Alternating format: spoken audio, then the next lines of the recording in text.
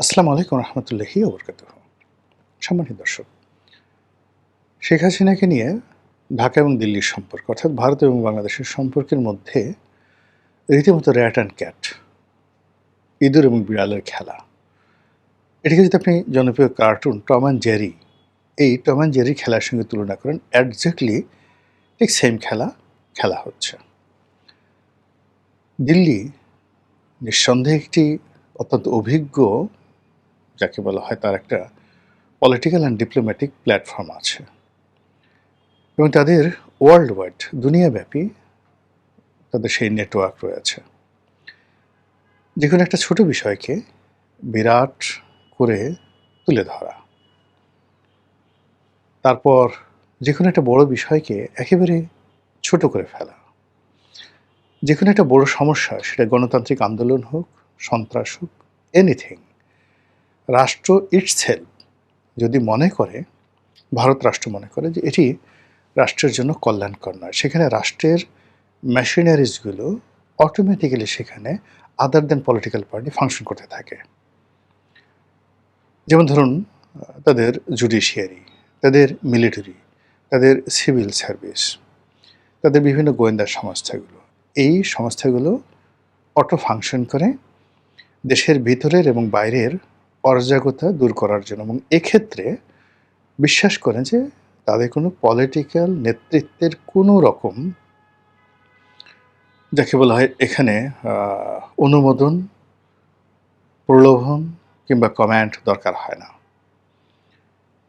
বোঝার চেষ্টা করুন যে বাংলাদেশ এবং ভারতের যে সম্পর্কটি, এই সম্পর্কটি অনলি 10% সম্ভবত পলিটিক্যাল ডিজায়ার, আর বাকি 90%, সেই 90% হলো ভারত নামক যে রাষ্ট্রীয় কাঠামো, রাষ্ট্রসত্তা, সেই সত্তার অটো ফাংশনের মধ্যে পড়ে গেছে।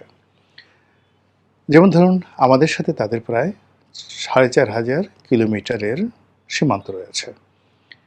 এই সীমান্তে তাদের যে সীমান্তরক্ষী বাহিনী যে কাজগুলো করবে, এটার একটা অটো সাজেশন আছে। সীমান্ত ঘিরে যে সীমান্তরক্ষী বাহিনীর বাইরে কতগুলো ক্যান্টনমেন্ট আছে।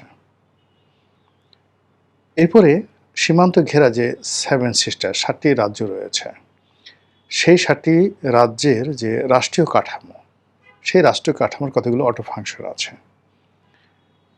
এরপর ভারতের কেন্দ্রীয় কমান্ড, সেনাবাহিনীর কেন্দ্রীয় কমান্ড, ভারতের যে যারা বিদেশের মাটিতে ভারতের স্বার্থ সংরক্ষণ করে, গোয়েন্দা সংস্থা লাইক সিআইএ আর লাইক MI6, ব্রিটেনের MI6 এর মতো। তো এই প্রতিষ্ঠানগুলো শেখ হাসিনাকে নিয়ে যে কাজকর্ম করছেন, আমি আগেই বললাম তার 90% রাষ্ট্র ইটসেলফ এখানে অনেক কিছু করছে, আর অনলি 10% এটি নরেন্দ্র মোদী, অমিত শাহ তাদের উপর নির্ভর করছে। এখন কোনো কারণে যদি বিজেপি ক্ষমতা থেকে চলে যায়, রাহুল গান্ধী আসে, তাহলে এই 10%-এর জায়গায় বড় জোর 11% হবে বা বড় জোর 9% হবে। বাকিটা কিন্তু বাংলাদেশের সাথে ভারতের যে সম্পর্ক, সেই সম্পর্কটা তারা তাদের যে রাষ্ট্রীয় কাঠামোর যে অটো ফাংশনাল ইনস্টিটিউশনগুলো রয়েছে, সেই ইনস্টিটিউশনের মধ্যে তাদেরকে ঢুকিয়ে দেওয়া হয়েছে। এখানে আমরা বাইরে থেকে যতটা বুঝতে পারি, সেটা হলো তারা বাংলাদেশের সঙ্গে একটি সম্পর্ক রক্ষা করতে চাচ্ছে। বাংলাদেশ তারা দখল করবে না, বাংলাদেশে তারা ইনসার্জেন্সি চালাবে না, বাংলাদেশকে কখনো তারা সিকিমের মতো এইভাবে দখল করে রাখবে না। কেন রাখবে না? তাদের এই যে 7টি রাজ্য আছে, এখানে তাদের যে একটা পলিটিক্যাল ডেমো আছে, এরপর এর বাইরে তাদের যে একটা ভূতাত্ত্বিক বিধি ব্যবস্থা রয়েছে, তাদের যে একটা ভাষাতাত্ত্বিক ব্যবস্থা রয়েছে, এবং কালচারাল হেজিমনি যেটিকে বলা হয়, সেই কালচারাল হেজিমনিটা সম্পূর্ণ চেঞ্জ হয়ে যাবে। প্রথমত ধরুন যে আমাদের হাজার বছরের ইতিহাসে বাংলা, বিহার, উড়িষ্যা, এই রাজ্যগুলো একত্রে ছিল। বাংলা বলতে পশ্চিম বাংলা এবং বাংলা, এর সঙ্গে আসামের একটা বিরাট অংশ, আর উড়িষ্যা বলতে তো উড়িষ্যা বুঝছেন, আর বিহার। এখন বাংলাদেশকে যদি তারা দখল করার সঙ্গে সঙ্গে ভারতের এই সেভেন সিস্টারের মূল কেন্দ্র হয়ে পড়বে আইদার ঢাকা অথবা কলকাতা। তখন এই অঞ্চলেই বাংলা, বিহার, উড়িষ্যা এবং এর কেন্দ্রিক যে সেভেন সিস্টার, যেটি ব্রিটিশ জমানাতে, তার আগে সুলতানি জমানাতে, মুঘল জমানাতে যেভাবে এই পুরো অঞ্চল হাজার হাজার বছর ধরে অ্যাক্ট করেছে, এবং উত্তর ভারত এবং দক্ষিণ ভারত, এবং এই অঞ্চলই উত্তর ভারতের রাজনীতি মানে দিল্লি রাজনীতি ডমিনেট করেছে, আর দিল্লি দক্ষিণ ভারতকে মানে নরেন্দ্র মোদীর যে এলাকা, সেই এলাকার মানুষদেরকে অত্যাচার করেছে। এখন স্বাধীন ভারতে 47-এর পরে এটা রিভার্স হয়েছে, অর্থাৎ দক্ষিণ ভারতের যারা রাজনীতিবিদ তারাই এখানে, ধরুন জওহরলাল নেহরু দীর্ঘদিন তিনি ছিলেন, প্রধানমন্ত্রী ছিলেন, কিন্তু তার যে স্বরাষ্ট্রমন্ত্রী ছিলেন Sardar Vallabhbhai Patel, he was more powerful than of Jawaharlal Nehru. এরপরে জওহরলাল নেহরুর পরে যারাই ক্ষমতায় এসেছেন, ইন্দিরা গান্ধী দীর্ঘদিন চালিয়েছেন, কিন্তু প্রায় সব ক্ষেত্রেই দক্ষিণ ভারত মানে উত্তর ভারতের যে রাজ্যগুলো হাজার বছরের, তাদের চেয়ে দক্ষিণ ভারতের রাজ্যগুলো গুরুত্বপূর্ণ হয়ে উঠেছে, এবং সেখান থেকে এই নরেন্দ্র মোদী বাল থ্যাকারে এদের তৈরি হয়েছে, এবং এখন এদের জয় জয়কার। কিন্তু যদি বাংলাদেশ দখল করে ফেলানো হয়, তাহলে এখানকার যে ভূতাত্ত্বিক অবস্থা, সেখানে দুই বাংলা একত্র হয়ে যাবে, আসাম একত্র হয়ে যাবে, বাংলা ভাষা হিন্দির চাইতে পাওয়ারফুল হয়ে যাবে, এবং বাঙালি যে কালচার, এখানে যেভাবে রবীন্দ্রনাথ তৈরি হয়েছে, নজরুল তৈরি হয়েছে, বাংলা গানে হেমন্ত তৈরি হয়েছে, মান্না তৈরি হয়েছে, শচীন দেববর্মন তৈরি হয়েছে, মানে আর.ডি. বর্মন, এস.ডি. বর্মন তৈরি হয়েছে, এই রকমভাবে আপনি সেই দক্ষিণ ভারতে কুস্তি পাবেন না। সেখানে তামিল সিনেমা মানে আপনি যদি দেখেন, আর সেই তুলনায় যদি আপনি মানে মুম্বাইয়ের যে সিনেমা স্টাইল, সেখানে যদি আপনি দেখবেন যে আপনি এলাহাবাদ মানে অমিতাভ বচ্চন থেকে অন্যান্য যারা যারা সুপারস্টার হয়েছেন, এরা সবাই উত্তর ভারতের অংশ। এই পুরো জিনিসটার ডেমোটা আবার সে আগের মতো চলে আসবে, ফলে কোনো অবস্থাতে তারা বাংলাদেশকে দখল করবে না। বাংলাদেশ যত প্রভোগ করুক না কেন, তো ভারত ভেঙে যাবে। ভারত আবার সেই সুলতানি জমানাতে যা হয়েছে, বলবনের সময় যা হয়েছে, ইখতিয়ারউদ্দিন মোহাম্মদ বিন বখতিয়ার খুলজিতে আমলে যা হয়েছে, কুতুবউদ্দিন আইবিকের সময় যা হয়েছে, ভারতে মুসলমানরা আসার আগে যা হয়েছে, ঠিক সেম ঘটনা হবে। ইতিহাস বারবার ঘটে, এটা ভারত জানে, আমরা বাঙালি জানি না। ফলে আমাদের দেশে যে সমস্ত লোকজন বলেন যে বাংলাদেশকে তারা একটা সিকিম বানিয়ে ফেলবে, কাশ্মীর বানিয়ে ফেলবে, নট লাইক দ্যাট। বাংলাদেশকে তারা যে কাজ করবে সেটা হলো, এটি একটি অস্থির অগ্নিগর্ভ তারা বানানোর চেষ্টা করবে।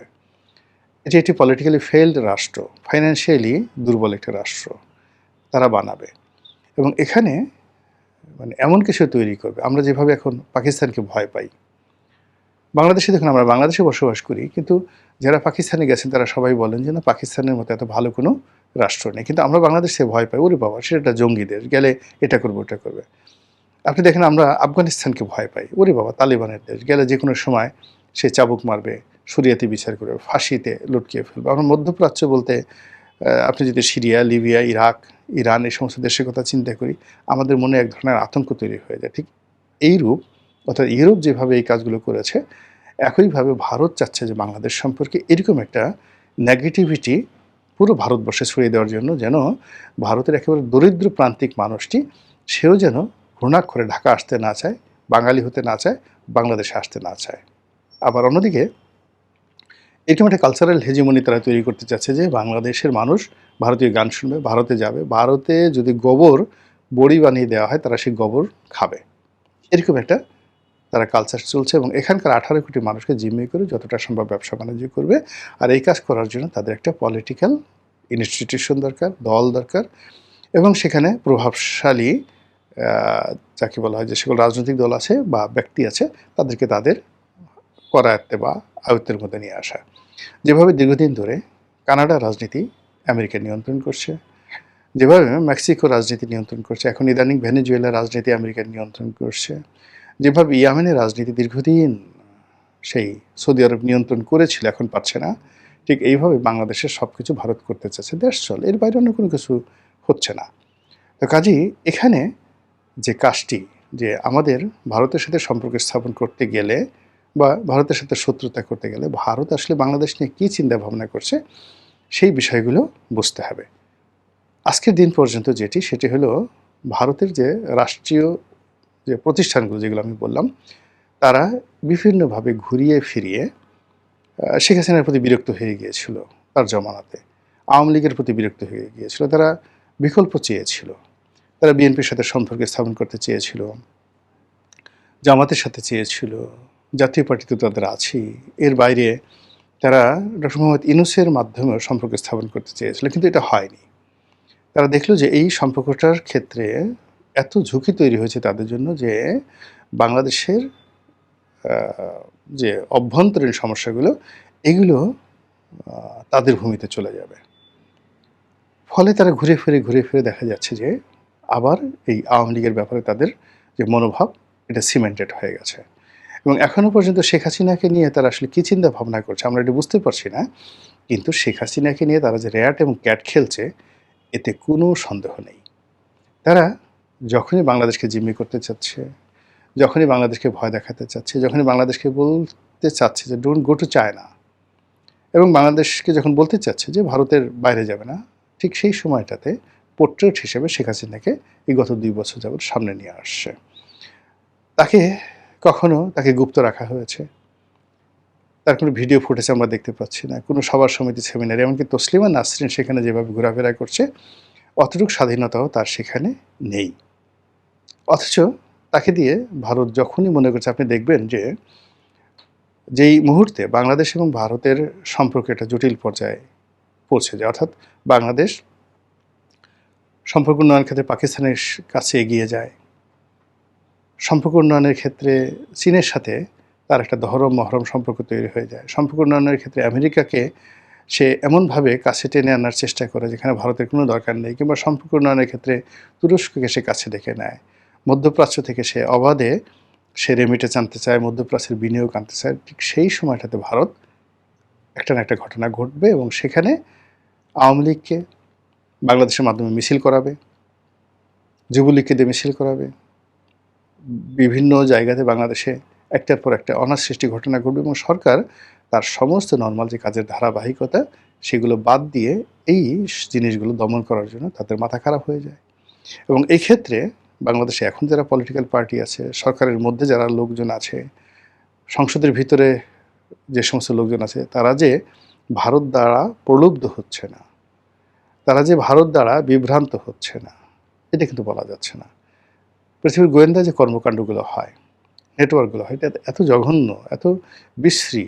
আপনি চিন্তা করুন যে আয়াতুল্লাহ আলী খামেনির মৃত্যুর আগে তার যে গার্ড, আরজিসি বলা হয় যেটাকে, সেই গার্ডের প্রধানতম কমান্ডার মনে করা হতো, তার মতো দেশপ্রেমিক নাই।